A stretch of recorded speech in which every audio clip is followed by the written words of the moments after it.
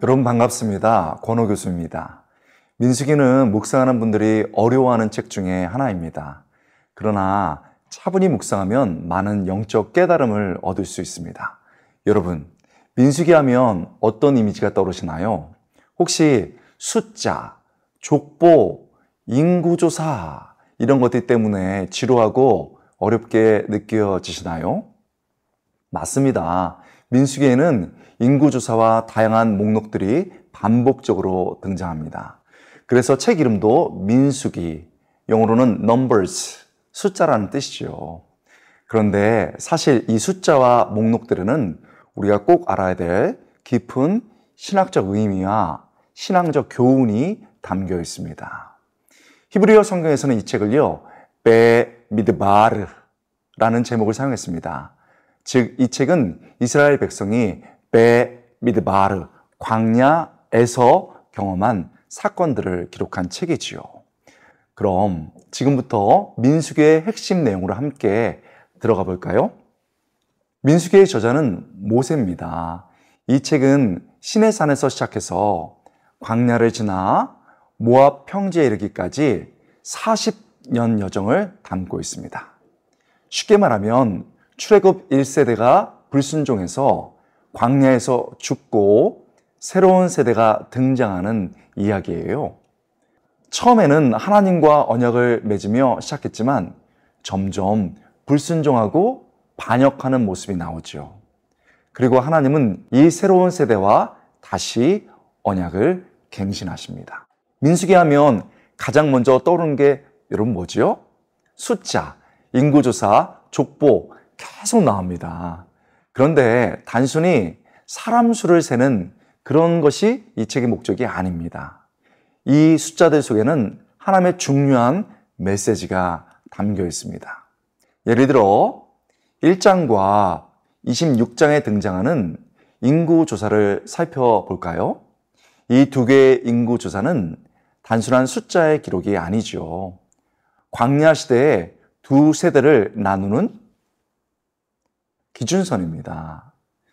1장부터 25장의 첫 인구조사는요, 하나님을 의심하고 불순종한 1세대의 이야기입니다.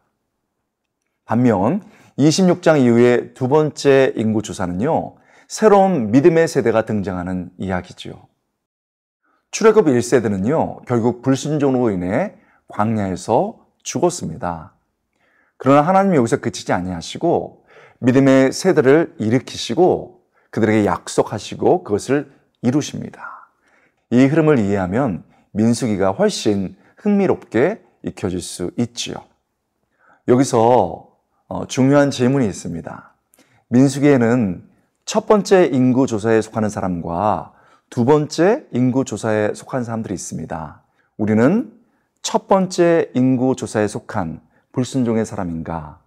아니면 하나님과 다시 한번 일어서서 약속을 바라보는 두 번째 인구조사에 속한 사람인가를 이 말씀은 우리에게 묻고 있는 것입니다. 여러분, 숫자와 족보를 묵상하는 것이 어렵다는 분들이 계십니다. 솔직히 숫자 하나하나에 너무 집착하면 어렵고 지루해질 수 있습니다. 저도 그렇습니다. 하지만 거시적인 구조에서 숫자와 족보를 보면 분명히 거기에는 중요한 메시지를 찾을 수 있습니다. 다시 말씀드리지만 민수기는 단순히 숫자의 기록이 아닙니다. 하나님의 계획과 우리의 믿음이 어디 있는지를 분명하게 돌아보게 하는 귀중한 책이지요. 그러니 숫자보다는 그 속에 담긴 영적 메시지를 기억하면서 깊이 한번 읽고 묵상해 보시기 바랍니다. 민수기에 나오는 인구조사나 족속의 이름, 계수되는 숫자 외에도요, 민수기를 자세히 보면 중요한 사건들이 너무 많이 등장합니다. 몇 가지 대표적인 사건들을 함께 살펴보겠습니다. 첫 번째는요, 민수기 12장에 등장하는 미리암 사건입니다. 모세의 누나 미리암과 형 아론이 모세를 비방한 사건이었습니다. 이게 굉장히 유명한 사건입니다. 이유가 뭐였을까요? 바로 모세가 구스 여인을 아내로 맞이했기 때문이었습니다. 여기서 참고로 구스 여인은 에티오피아 출신의 여성을 가리킵니다. 그런데 가만히 보면 미리암과 아론이 단순히 모세의 결혼 문제를 문제 삼은 것은 아닙니다. 그들의 말 속에는 더 깊은 속마음, 그들의 숨겨진 의도가 있습니다. 민수기 12장 2절을 보면 확실히 알 수 있죠. 하나님께서는 모세에게만 말씀하시는 게 아니라 우리에게도 말씀하시는 것 아니냐, 이렇게 말하며 시기심을 드러냅니다. 그러자 하나님이 직접 개입하십니다. 민수기 12장 7절부터 8절 말씀은 너무나도 중요한 하나님의 마음과 모세에 대한 평가가 나타납니다. 이 사건의 결말은 미리암이 나병에 걸리는 것으로 끝이 납니다. 그러나 모세가 그녀를 위해서 간절히 기도하고 결국 그녀는 회복됩니다. 시기심은요, 이 본문이 말합니다. 때때로 가장 가까운 사람들을 공격하게 만듭니다. 이런 상황 속에서 모세는 침묵하며 하나님께 맡깁니다. 침묵과 하나님께 맡김이 하나님의 개입으로 이어집니다. 그때 하나님께서는 모세를 보시고 그의 편에 서서 말씀하십니다. 모세는 충성된 자다. 그리고 그를 높여주시고 시기하는 자를 오히려 낮추십니다. 우리는 괜한 시기심에 휘둘리지 말아야 됩니다. 오히려 하나님을 인정하며 내게 맡겨진 일을 충실하게 해나가면 되는 겁니다. 누가 나를 오해하고 공격할 때도 억울함을 하나님께 맡기고 침묵해야 됩니다. 그때 하나님이 여전히 우리의 삶에 개입하십니다. 아멘. 다음은요, 고라의 반역 사건입니다. 레위 자손인 고라와 루벤 자손 일부가 아론 가문만 제사장 직분을 수행하는 것에 불만을 품고 모세와 아론의 리더십에 도전을 합니다. 16장 1절 2절이죠. 레위의 증손 고핫의 손자 이스할의 아들 고라와 루벤 자손 엘리압의 아들 다단과 아비람과 벨렛의 아들 온이 당을 짓고 이스라엘 자손 총회에서 택함을 받은 자, 곧 회중 가운데서 이름 있는 지휘관 250명과 함께 일어나서 모세를 거스르니라. 이렇게 하자 하나님은 진노하시고 회중을 멸하려 하십니다. 이때 모세와 아론이 즉시 엎드려 기도하며 중재합니다. 유명한 구절이죠. 22절입니다. 그 두 사람이 엎드려 이르되 하나님이여, 모든 육체의 생명의 하나님이여, 한 사람이 범죄하였거늘 온 회중에게 진노하시나이까.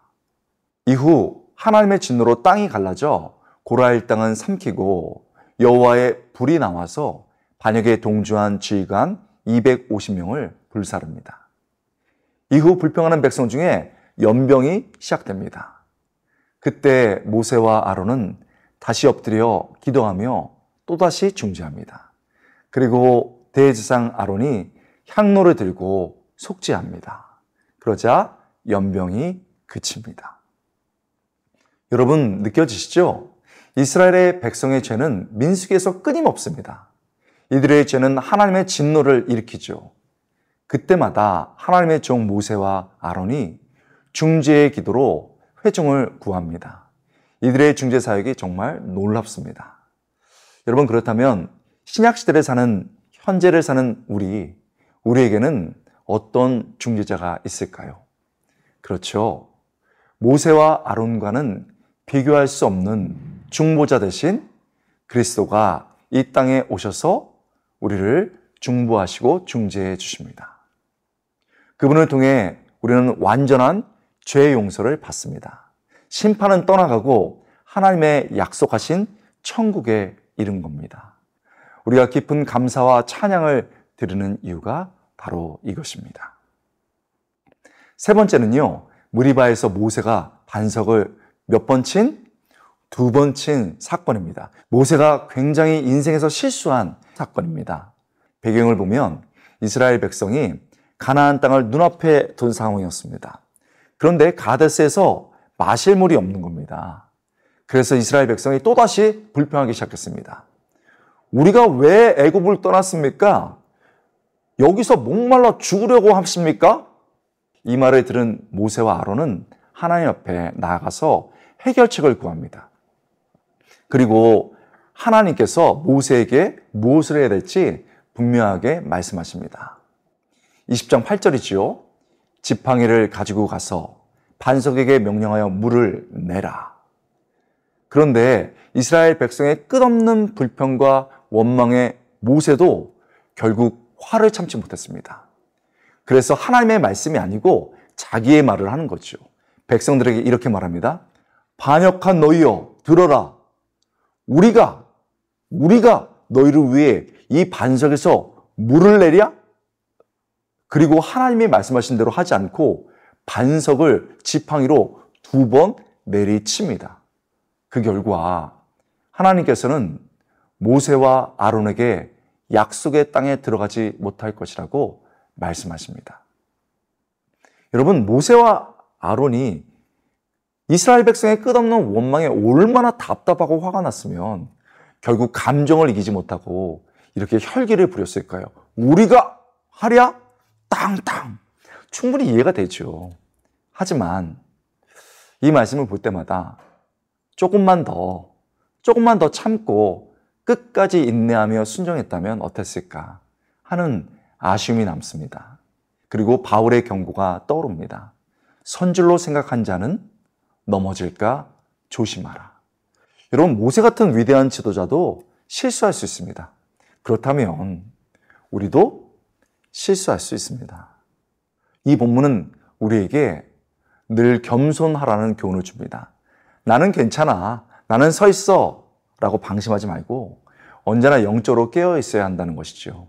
그것과 더불어 더 중요한 점이 하나 더 있습니다. 모세가 분명 실수했습니다. 그래서 정말 약속의 땅에 들어가지 못합니다. 그러나 하나님께서는요, 그런 모세를 끝까지 기억하십니다. 그를 소중히 여기시죠. 그를 버리지 않으십니다. 그리고 역사에서도 그는 이스라엘 백성을 끝까지 충성스럽게 인도한 사람으로, 그리고 하나님의 위대한 지도자로서 평가받게 된 겁니다. 여러분, 이게 뭘 의미할까요? 우리도 실수할 수 있습니다. 저만 그런가요? 때로는 잘못된 선택을 하거나 내 감정을 조절하지 못해서 화를 내고 실수할 수 있습니다. 그렇다고 해서요, 우리 하나님은 우리를 버리지 않습니다. 우리가 연약해도 하나님은 여전히 우리를 귀하게 여기십니다. 우리가 실수해도 하나님은 우리를 돌이키시고 고쳐서 다시 하나님의 사람으로 쓰십니다. 낙심하지 마십시오. 여러분, 민수기의 이 교훈이, 이 하나님이 너무 놀랍지 않습니까? 여전히 우리는 약하지만 여전히 우리 하나님은 함께 하시며 우리를 통해 역사하십니다. 여러분, 그 다음에는요, 노뱀 사건입니다. 노뱀 사건, 이것도 굉장히 유명합니다. 무리바 사건 이후에 이스라엘 백성은 또다시 불평하기 시작합니다. 이번에는 우리랑 좀 닮았습니다. 음식 문제입니다. 무슨 문제예요? 음식 문제. 이 만나 너무 지겹다. 물도 없고 먹을 것도 없고 우리를 광야에서 죽게 하려고 이집트에서 끌고 나온 거냐? 하면서 원망을 했습니다. 이렇게 끊임없이 불신하고 불평하는 백성을 보시고 하나님은 불뱀을 보내십니다. 사람들이 막 그 불뱀에 물려 죽어갑니다. 그제야 백성들은 모세에게 달려와서 우리가 하나님과 당신을 원망한 것이 잘못됐습니다. 우리를 위해 기도해 주세요 라고 간청합니다. 그렇게 엎드리고 시인하자 구원의 길을 열어주십니다. 모세에게 노수로 만든 뱀을 장대 위에 달라고 명령하십니다. 그리고 말씀하시죠. 이 뱀을 바라보는 사람은 살아날 것이다. 여러분, 장대에 달린 노뱀, 이 노뱀 자체가 어떤 효과가 있는 것이 아닙니다. 이것은 어떤 상징이지요. 자기의 생각, 자기의 경험을 다 내려놓고 그 노뱀을 바라본 사람들은 깨끗하게 나음을 받고 살아났습니다. 요한복음 3장 14절부터 15절에 이렇게 됐습니다. 모세가 광야에서 뱀을 든 것 같이 인자도 들려야 하리니 이는 그를 믿는 자마다 영생을 얻게 하려 하십니다. 하나님이 준비하신 노뱀을 통해서 믿음으로 그것을 바라보면 뱀에 물렸던 자들이 다 나은 것처럼 여러분, 죄로 죽어가고 이제는 영원히 멸망할 우리가 예수님께서 하나님의 뜻대로 준비된 그 십자가에서 죽으신 그 모습을 볼 때 모두 다 회복될 것이라는 것입니다. 그들이 죄를 짓고 불평하고 하나님을 멀리 떠났을 때도 하나님은 그들을 버리지 않으셨습니다. 그 하나님이, 민수기의 하나님이 오늘 우리의 하나님입니다. 신약의 하나님이셨고, 그래서 십자가를 통해서 우리에게 구원의 길을 열어주셨습니다. 여러분, 우리는 민수기를 통해 십자가를 보는 것입니다. 너무너무 놀랍죠? 민수기를 통해서 깊이 주님을 만날 수 있는 축복을 누릴 수 있기를 바랍니다. 다음은 발락과 발람 사건입니다. 이스라엘 백성이 모압 평지에 도착합니다. 그러자 모압 왕 발락이 두려움에 빠집니다. 와, 저 이스라엘 민족 너무 강하구나. 저들을 어떻게든지 막아야 되겠다. 그래서 당시 유명한 주술가 발람을 불러서 이스라엘을 저주하게 합니다. 그런데 발람이 바로 응하지 않습니다. 하나님께 뜻을 묻겠다고 하죠. 그는 하나님을 생각하는 것 같지만 그 거절은 사실은 더 많은 보상을 받고자 하는 시도였습니다. 여러분, 머리가 굉장히 빨리 돌아가죠?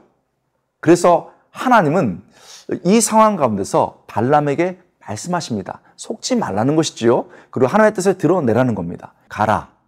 하지만 내 말만 전해야 한다. 라고 말씀해 주시고 허락하십니다. 발람은 모압으로 가는 중에 놀라운 사건을 경험합니다. 자신을 태운 나귀가 갑자기 멈추고 길에서 벗어나 땅에 주저앉는 겁니다. 발람이 화가 나서 나귀를 3번이나 때렸습니다. 그런데 갑자기 나귀가 입을 엽니다. 내가 당신을 위해 언제까지 이렇게 행동한 적이 있습니까? 왜 때리십니까? 여러분, 나귀가 말을 합니다. 그제야 발람의 눈이 열리고 앞을 보니 하나님의 사자가 칼을 들고 서 있었던 겁니다. 사실 하나님이 이 길을 막고 계셨던 겁니다. 나귀가 아니었다면 발람은 죽을 수도 있었습니다. 발람은 결국 모압 왕 발락을 만나면서 그 앞으로 나아갑니다. 자, 이제 발람은 저주하려고 합니다. 그런데 하나님의 통제 속에서 그의 입에 나온 것은 3번의 축복이었습니다. 여러분, 이 사건이 굉장히 어렵고 때로는 신기하게만 보입니다. 그런데 이 사건이 무엇을 우리에게 보여주고 있습니까? 첫째는요, 물질의 유혹에 조심해야 된다는 겁니다. 우리의 삶을요, 그 첫사랑을 잃게 하고 잘못된 길로, 굽은 길로 가게 하는 것은 물질의 유혹입니다. 여러분 어떻습니까? 발람에게 다가오는 그 물질의 유혹이 우리에게 다가오고 있지 않냐고 민수기는 물어보고 있는 겁니다.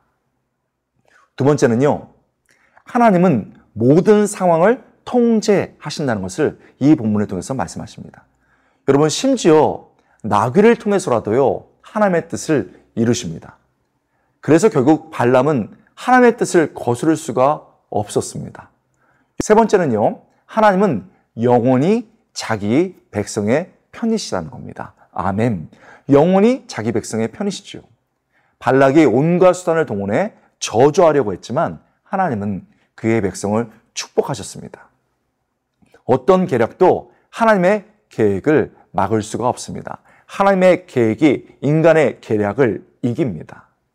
결국 우리가 배워야 할 것은 하나님의 뜻을 따르는 것, 그리고 물질이나 유혹 앞에서 흔들리지 않는 믿음을 가지라는 것, 그것을 선명하게 민수기는 얘기해 주고 있습니다.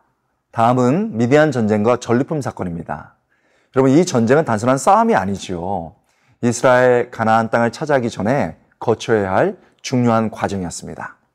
사건의 시작은 이렇습니다. 미디안 사람들이 이스라엘 백성을 유혹해서 바알을 숭배하게 만들었습니다. 결국 하나님은 이스라엘이 미디안 전쟁을 통해서 완전히 멸하라고 하십니다. 이 전쟁은 모세에게도 특별했는데 그것이 그의 마지막 사명, 마지막 지휘였습니다. 이스라엘 군대는 출전했고요. 전쟁에서 승리합니다. 그 과정에서 미디안 여인들과 그 후손인 남자아이들까지 철저하게 제거합니다. 그럼 전쟁에서 얻은 전리품은 어떻게 했을까요? 절반은 전쟁에 나간 군인들에게 배분했고요. 나머지 절반은 전쟁에 참여하지 않은 백성들에게 나누어 줬습니다. 그리고 군인들은 자기의 몫의 500분의 1을 제사장에게, 백성들은 50분의 1을 레위인에게 바쳤습니다. 여러분, 이렇게 우리가 이 사건을 간략하게 봤는데요. 도대체 이 사건이 우리에게 어떻게 연결될까요? 또 어떻게 적용해야 될까요? 민수기 31장처럼 이 전쟁의 치열함이 민수기에도 우리 삶에도 있다는 겁니다. 하나님은 우리에게도 이야기하고 계신 겁니다.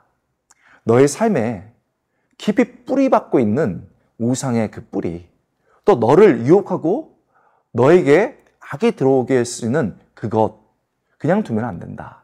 철저하게 싸워서 그 철저함 속에서 그것을 뿌리를 뽑아야 된다라고 이 본문을 통해서 얘기해 주시는 것이죠.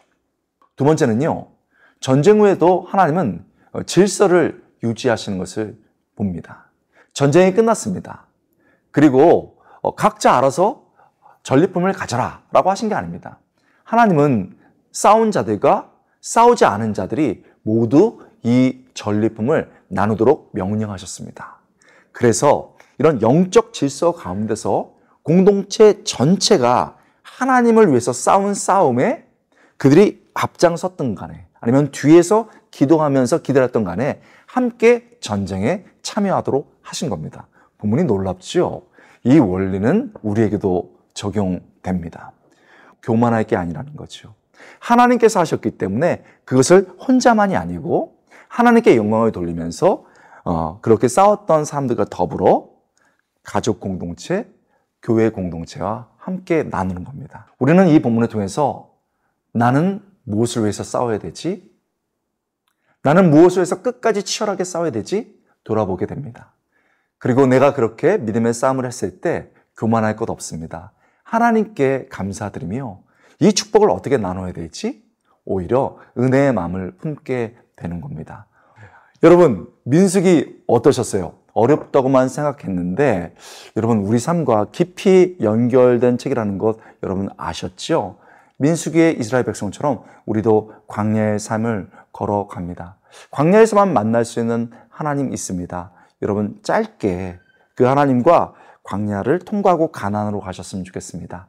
불순종으로 너무 많은 시간들을 여러분 지체하지 않았으면 좋겠습니다. 그렇다면 안내서가 필요하잖아요. 바로 민수기입니다. 여러분 묵상을 응원합니다.